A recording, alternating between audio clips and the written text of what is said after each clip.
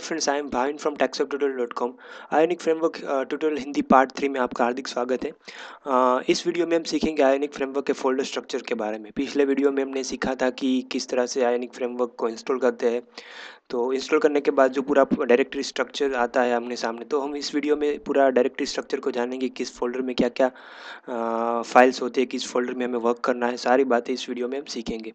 तो पिछले वीडियो में हमने यहाँ तक सीखा था कि पूरा फ्रेमवर्क जो डाउनलोड किया था, यहाँ सैम्पल नाम की एप्लीकेशंस पूरी डाउनलोड की थी। तो इतने सारे फोल्डर्स है, तो बेसिकली इंट्रोडक्शंस देता हूँ इस सारे फोल्डर को। तो फर्स्ट है हुक। ये फोल्डर बेसिकली कोर्डोवा के लिए है, हमें कुछ चेंजेस नहीं करने होते, जनरली हमें टच भी नहीं करना होता है इस फोल्डर को। बेसिकली जब हम डिप्लॉय करते हैं हमारी एप्लीकेशंस, तो ऑटोमेटिकली आयोनिक यूज़ करता है इसे, तो हमें कोई चेंजेस नहीं करने हैं। बेसिकली कोर्डोवा के सेटिंग्स के वगैरह इसमें होते हैं, आप देख सकते हो इसमें ज़्यादा कोई फाइल नहीं होती, तो इस फोल्डर को हम चेंजेस नहीं करने। फिर दूसरा फोल्डर है node module. Node module basically ये है कि आप जब नोड जेएस इंस्टॉल करते हो, सारे मॉड्यूल्स होते हैं, जैसे कि इसमें बावर है, गल्प है, ये सारे सपोर्टिंग मॉड्यूल्स है जो आयोनिक फ्रेमवर्क को सपोर्ट करते हैं। जब आप सीएमडी में कोई भी कमांड फायर करते हो, तो पूरा सर्वर में से डेटा गेट करके आपको डिस्प्ले करता है। तो सारे जो फंक्शनैलिटी है वो सब बावर से या गल्प से मिलती है। Gulp basically minify version of CSS है। सो इस फोल्डर को भी आपको कोई टच नहीं करना, बेसिकली ऑटोमेटिकली सेटअप होते हैं। और दूसरा फोल्डर है प्लगइन्स। बेसिकली एंड कोर्डोवा की सारे जो प्लगइन्स होते हैं जो इस फोल्डर में स्टोर होते हैं। आप कोई भी प्लगइन्स इंस्टॉल करते हो, सपोज कि आपने डिवाइस प्लगइन इंस्टॉल किया, फ्लैश स्क्रीन प्लग इंस्टॉल किया, कंसोल का प्लग इंस्टॉल किया, तो आप सारे प्लगइन्स ऑटोमेटिकली इस फोल्डर में आ जाएंगे। बेसिकली प्लगइन्स क्या है? कोर्डोवा कोर्डोवा एक नेटिव एपीआई है जो हमें नेटिव फिल कराता है। अगर आपको मोबाइल डिवाइस में कैमरा को यूज़ करना है, तो आपको कैमरा का प्लगइन्स डाउनलोड करना पड़ेगा। आपकी आयोनिक की एप्लीकेशंस में यूज़ करना है अगर कैमरा को। अगर आपको फ्लैश स्क्रीन यूज़ करनी है, फ्लैश स्क्रीन बेसिकली वो स्क्रीन होती है जब आप ऐप स्टार्ट करते हो, तो 2 मिनट के लिए, 1 सेकंड के लिए जो स्क्रीन आपके सामने आती है, उसके बाद ऐप ओपन होता है। तो उस टाइप की फ्लैश स्क्रीन आपकी एप्लीकेशंस में चाहिए, तो आप इस प्लगइन से यूज़ कर सकते हो। फिर डिवाइस प्लगइन है।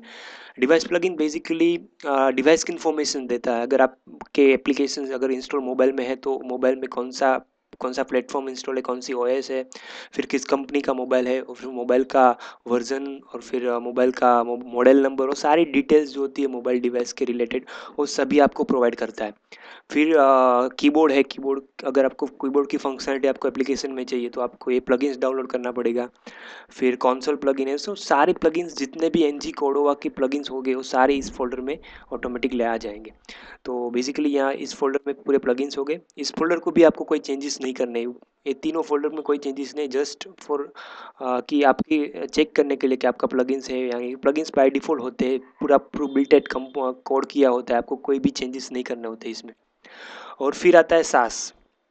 Basically SASS is super set of C S S, कि सी एस एस का एडवांस वर्जन है सास। बेसिकली एडवांस भी कह सकते हैं, क्योंकि सी एस एस सास में आप वेरिएबल को भी डिक्लेयर कर सकते हो, सी एस एस में वेरिएबल डिक्लेयर करके फिर इसके असाइन कर सकते हो।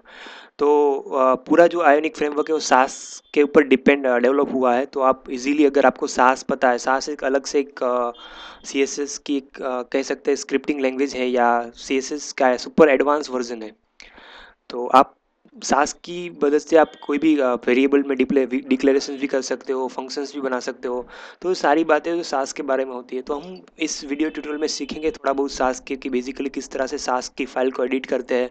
फिर बिल्ड भी कैसे, किस सास की फाइल ऑटोमेटिक बिल्ड होती है जब आप एप्लीकेशंस रन करते हो, तो ये सीखेंगे। फिर मेन फोल्डर है www। इस फोल्डर में पूरा एप्लीकेशंस का कोड है, वो इसमें इस फोल्डर में राइट करना है आपको, यानी कि ये मेन फोल्डर है। इस फोल्डर में mainly C S S, image, JavaScript और लाइब्रेरी, इतने प्री बिल्टेड फोल्डर है। अगर आप चाहे तो इस फोल्डर में आप क्रिएट कर सकते हो।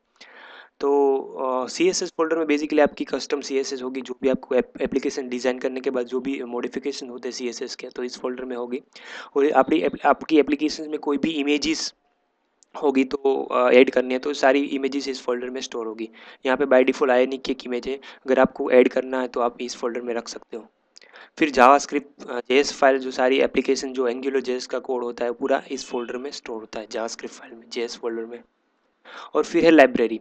लाइब्रेरी बेसिकली इसमें पूरा आयोनिक फ्रेमवर्क हो, आयोनिक फ्रेमवर्क की जो लाइब्रेरीज होती है, लाइब्रेरी फाइल यानी कि आयोनिक है, एंगुलर है, वो सारी एक लाइब्रेरीज है, जेक्वेरी भी है। फिर कोई आप कस्टम प्लगइन्स यूज़ कर रहे हो जैसे गैलरी प्लगइन्स है, तो ये सारी लाइब्रेरीज होती है। तो ये लाइब्रेरी की जो फाइलें होती है सब इस फोल्डर में स्टोर करने हैं। ओके, तो फिर ये है इंडेक्स, जो हमारी मेन फाइल। जब आपका ऐप रन होगा तो सबसे पहले ये फाइल रन होगी index.html, उसके बाद सब फोल्डर्स में क्रिएट होगा। तो ये बेसिकली इंट्रोडक्शन है सारे फोल्डर के बारे में। ये बावर और एडिटिंग कन्फिग कन्फिग्रेशन फाइल है। और बावर बेसिकली एक npm पैकेजेस है, जिसमें npm यानी कि node packages module, node packages module जाने जैसे कि आप अब नोड जेएस ओपन करके फिर कोई भी कमांड फायर करते हो तो पूरा सर्वर में से फेच करके आपको जो डेटा डेटा देता है, आपका पैकेज इंस्टॉल करके देता है। तो ये सारी फंक्शनलिटी बावर हैंडल करता है।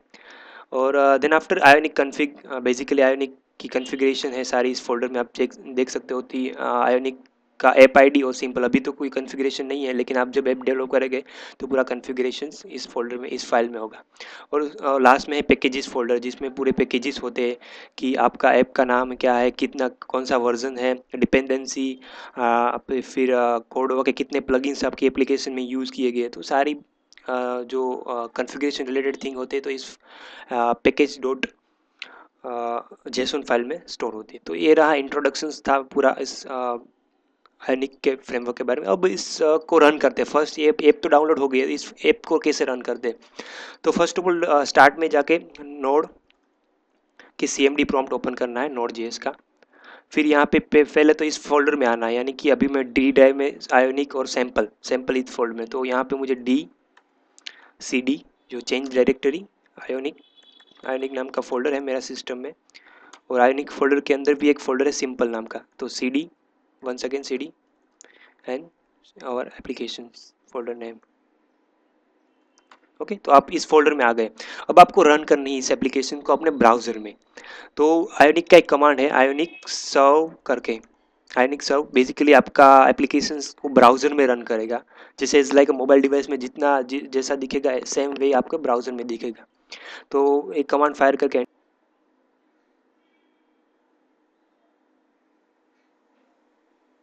भी, तो अभी मेरा ये सर्वर जो है लोकल होस्ट 801 पे स्पॉट पे रन हो चुका है। तो आप देख सकते हैं लोकल होस्ट 801 पोर्ट पे मेरी एप्लीकेशन अभी रन हो गई है।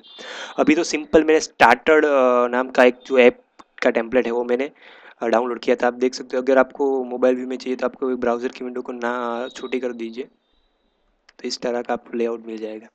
अभी तो सिर्फ हेडर बार ही है, नेक्स्ट वीडियो में पूरा दूसरा टेम्पलेट जो है वो वीडियो डाउनलोड करेंगे। तो इस वीडियो में बेसिकली हमने सीखा कि पूरे डायरेक्टरी स्ट्रक्चर को किस तरह से मेंटेन करते हैं, और दूसरा कि किस तरह से ऐप को रन करते हैं। यही कमांड है, हर बार आपको यही कमांड से आपको ऐप को रन करना पड़ेगा। और आयोनिक की दूसरी फंक्शनलिटी है कि आप कोई भी चेंजेस करते हो कोड में तो डायरेक्टली रिफ्लेक्ट होता है, हर बार आपको एप्लीकेशंस को वो नहीं करना पड़ता। अगर आप लाइव चेंजेस करते हो तो डायरेक्ट इस लेआउट में आपको लाइव चेंजेस नज़र आएंगे। यानी कि हर बार आपको रन करना पड़ेगा ऐसा नहीं है। दूसरी जैसे जावा में है या .NET में पूरा एप्लीकेशन को हर बार चेंजेस करके रन करना पड़ता है, इस तरह से नहीं। आप लाइव चेंजेस यहाँ पे चेंजेस करो और दूसरी ओर उसका डायरेक्ट आउटपुट मिलता है। तो हेल्पफुल होता है डेवलपर के लिए कि ईजिली, और टाइम कंज्यूमिंग नहीं करता ज़्यादा। तो आई होप आपको वीडियो पसंद आया होगा। अगर कोई कंफ्यूजिंग है तो प्लीज़ कमेंट करिए, कमेंट का अच्छा खासा यूज़ होता है यूट्यूब में, तो इसको यूज़ कीजिए, लाइक कीजिए, सब्सक्राइब कीजिए और आयोनिक को सीखते रहिए। Have a nice day, thank you very much.